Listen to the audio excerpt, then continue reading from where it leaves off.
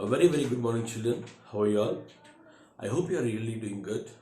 Okay, and I hope you have understood the topics which we discussed on the excretion, especially the structure of neuron and also the functions of neuron, and also micturition process, and also the dialysis, and also kidney transplantation. So these are the different topics we have discussed earlier.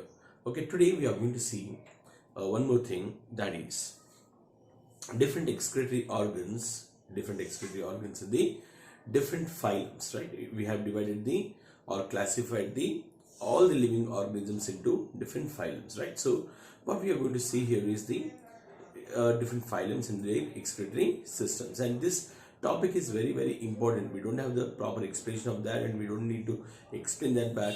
It's very important for us to remember the words, because in the examination, especially in the choose the correct answers and all, okay, especially MCQs, this question will be given and they will try to confuse you in maximum number of ways. So that's why I want I want you to concentrate when I tell the things on the board. Okay, children. So now we'll go ahead with the topic which is called as the different excretory organs in the animals.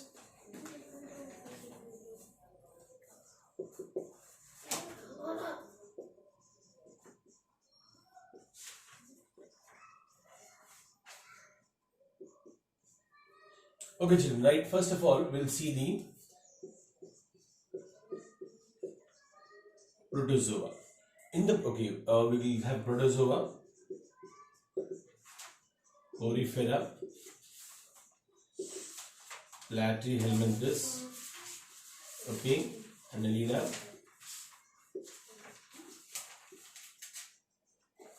arthropoda, mollusca,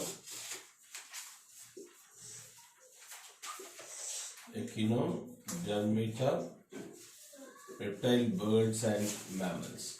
So these are the different phylums which we are taking now. So now we will try to discuss what are the different excretory organs present in the different excretory systems, right? So here the first one, let me just move this a bit. Okay.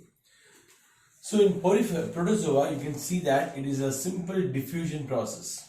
Okay, children. So it's an absolutely simple diffusion process, that is moving of molecules from the higher concentration to the lower concentration. So moving of the substances, excretory substances, from the higher to the lower concentration. If the body has maximum number of excretory waste and all, they will be diffused outside, because diffusion process is the same, because what are the substances which are there in excess amount, that will be removed out. So higher concentration to the lower concentration. So that is how protozoa will have the process called as the diffusion. If you come to the porifera, especially when you come to the porifera, you can see already we have taken the example of the sponges. Okay, so here water bath, that is, if you take a sponge here, the water will go inside and then it will come out from the holes which are there in the body. Right? Porifera, in the sense pores are there on the body. So now this is nothing but they will be bathed with the water, and what are the excretory waste are there inside, they will be removed along with the water. So that is actually what happens in the porifera. So that's why we are taking the sponges examples, and we are taking the method of excretion as the water bath here. Okay, so now coming to the platyhelminthes. So in platyhelminthes there are flame cells. So flame cells are the excretory organs which you can see in the platyhelminthes. And when we come to annelida, here there are nephridia. Nephridia are the excretory organs. The excretory organs in annelida are called as the nephridia, as we call in our body as kidneys. So in the annelida they are called as the nephridia. Okay, and when coming to the arthropoda, they are called as the green glands. And also there are Malpighian tubules.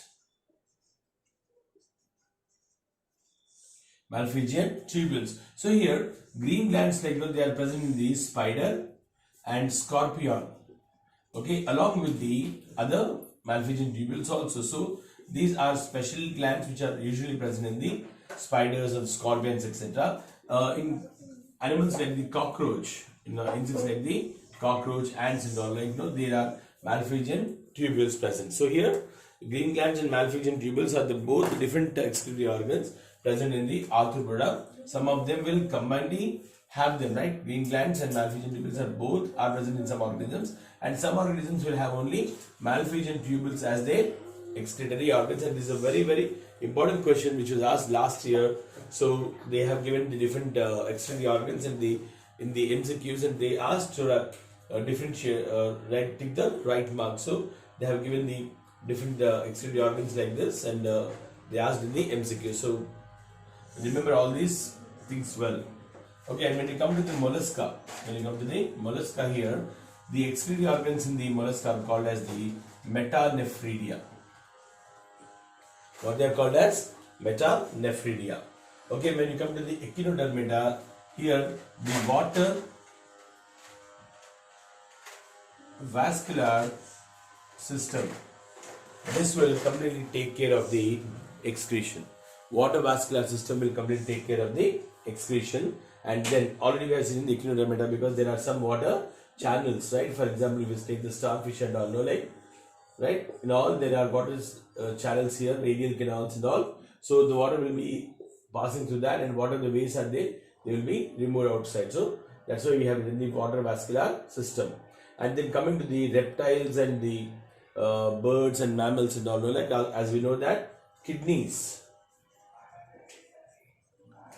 are the excretory organs. So you have to remember all these things, especially flame cells, nephridia, green glands, malphizian tubules, okay, metanephridia, water vascular system, kidneys, okay, process of diffusion, water bath. Okay, so especially if you remember all these things, like, it will be very easy for you to answer them when it comes in the MCQs or in the short questions, right? What are the excretory organs of arthropoda called as? You can write green glands of the malphizian tubules. What are the excretory organs of cockroach? Then you have to write only malphizian tubules. Okay, that is how you have to remember the things, right? So by this we come to the end of the different excretory organs in the animals and all. So now we'll go to a very important topic now, that is excretory organs in the plant, or you can say excretion in the plants. So now we'll get into the topic excretion in the plants. Okay, children, we'll go ahead now.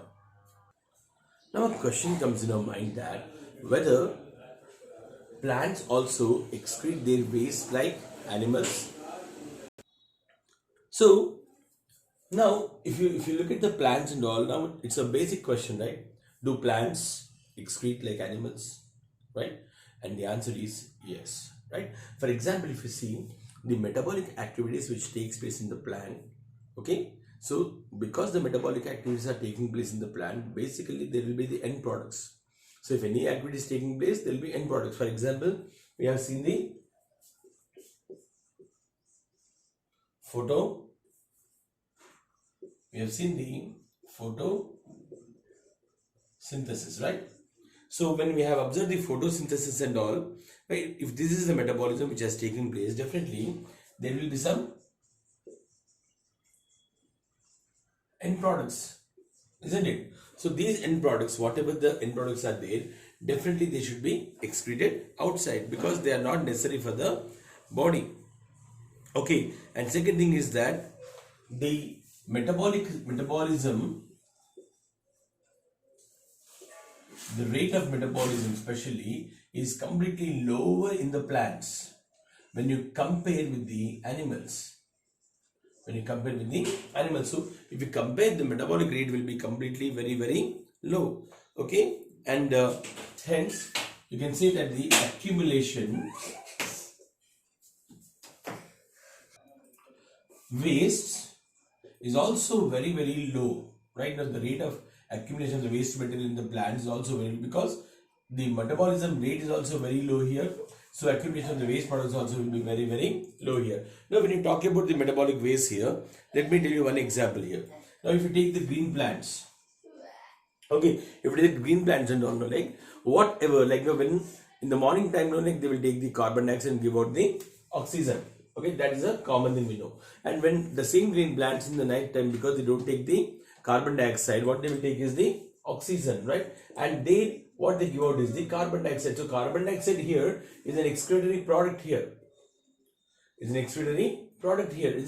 So, and even the oxygen also, we can call this an excretory product because from the process called as photosynthesis, So if oxygen is a excretory product, carbon dioxide also becomes the excretory product. So here both of them are excreted outside.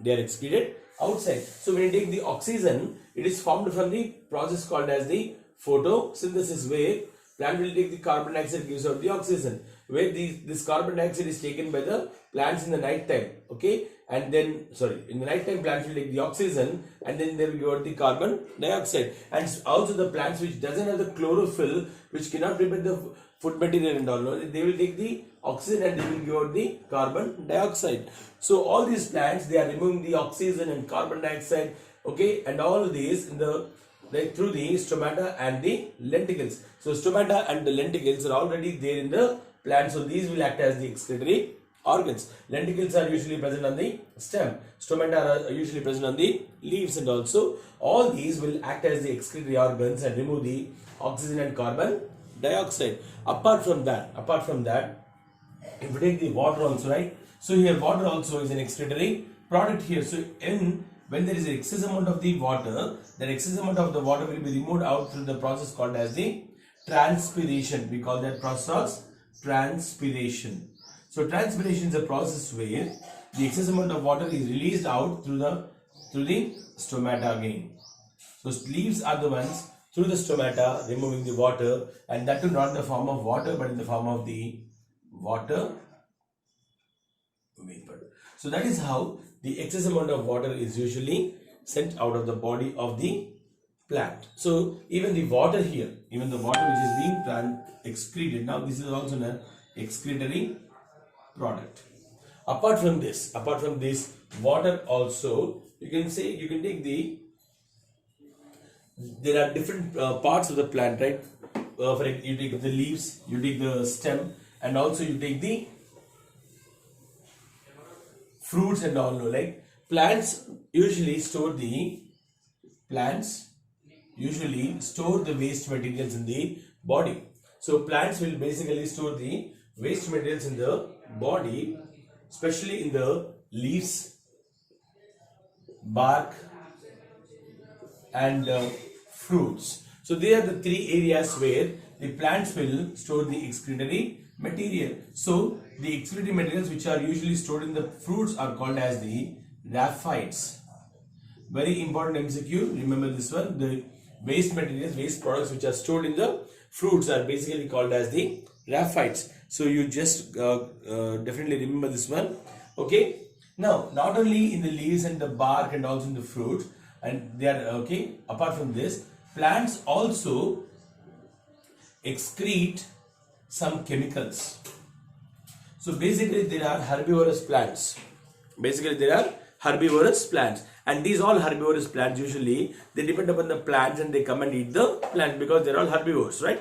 So because they have to depend upon the plant, they have to get the food from the plants, so they will come and eat the plants and all. So what happens when they eat the plants? Whatever the nutrients are there in the plant will get into the animals. Now the plants, they have to save their lives here, right? Plants have to save their lives, so they have to save their lives. So that's why they release some chemicals, and because of these chemicals and all, because of these chemicals, the plant, the plant will get a kind of smell where the herbivorous plants will not be able to come there and eat them. Moreover, they release some toxic substances, poisonous substances, where the animals will come and eat them, and even that will lead to the death of the plant. So this is one of the chemicals which are secreted by the plants, so that the animals will not eat that particular plant. So it's not in every animal. For example, if you take the neem tree, it is absolutely bitter, isn't it? If you take some other plants and all, they are datura plant, there are some poisonous materials in them, so plants will not depend upon them also. So these are the chemicals which are secreted by the plant. So these all chemicals are also nothing but the excretory products. And there are some plants which will secrete the materials outside, some of the materials to to heal the wounds, in the sense here. So whenever there is a problem, whenever you throw a stone or something at the tree and all, there will be a kind of wound and the flame will come out. So to make sure that the flame will not come out, they will secrete some gummy substances which will try to heal that particular phloem and all. So that is how they also secrete these kind of chemicals, which are usually helping them to heal the wounds of the particular plant. Okay, the next one is the even the root nodules also. In the root nodules, these root nodules also will, what they will do is they will secrete some chemicals.